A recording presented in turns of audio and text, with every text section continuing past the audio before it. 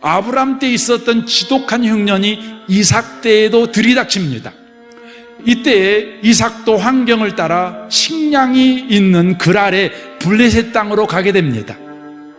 그때 아버지 아브라함이 그랬던 것 같이 아내를 여동생이라고 속이는 못난 행동을 합니다. 그런데 아버지 아브라함 때와 같이 그 못난 행동이 이삭을 거부로 만듭니다. 못난 행동 때문에 그가 거부가 된 것은 육신의 눈으로 보면 그렇습니다. 하지만 영적인 눈으로 보면 이삭의 행동이 이삭의 인생의 열매를 맺지 못하게 하나님이 하신 것입니다. 이삭이 행동했지만 하나님이 주고자 하는 열매가 이삭의 인생에 맺도록 이삭의 인생 속에 하나님이 일하신 것입니다. 얼마나 거부가 됐냐면 이삭이 1년 농사를 지어 100년 동안 먹을 식량을 얻었습니다.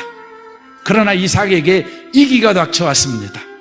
이삭이 복받은 것을 시기한 블레셋 사람들이 찾아와서 모든 우물을 흙으로 메꿔버린 것입니다.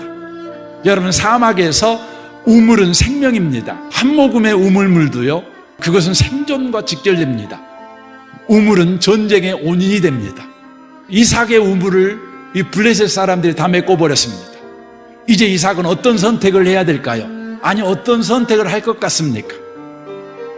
놀라운 것은 이삭은 말없이 다른 곳으로 이주합니다. 그리고 그 이주한 곳에서 또 우물을 팝니다.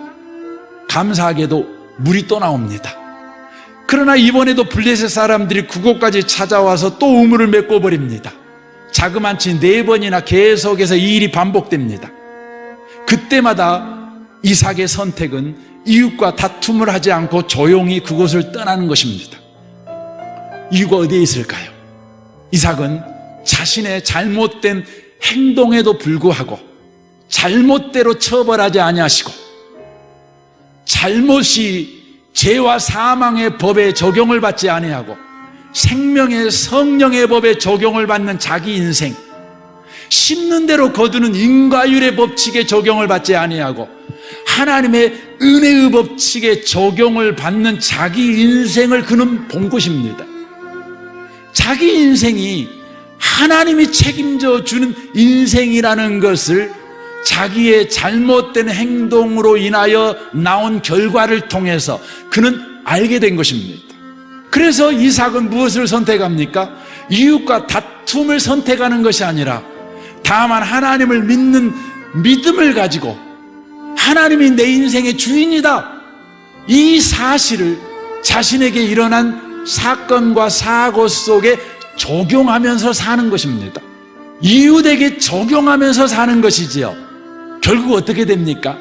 지금까지 이삭을 괴롭혔던 블레셋의 아비멜렉과 그 일행들이 항복한 것입니다.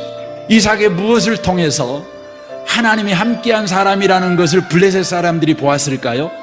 바로 자기를 공격하는 사건 사고 앞에서 하나님이 자기 인생의 주인이라는 사실을 기반으로 해서 자기를 공격하는 자들을 대하는 그 태도를 보고 블레셋 사람들은 이 사람에게 하나님이 함께하구나, 이걸 본 것입니다. 바로 하나님의 성품, 하나님의 성품이 이삭에게 나타나는 것을 보면서 이 블레셋 사람들이 항복한 것입니다.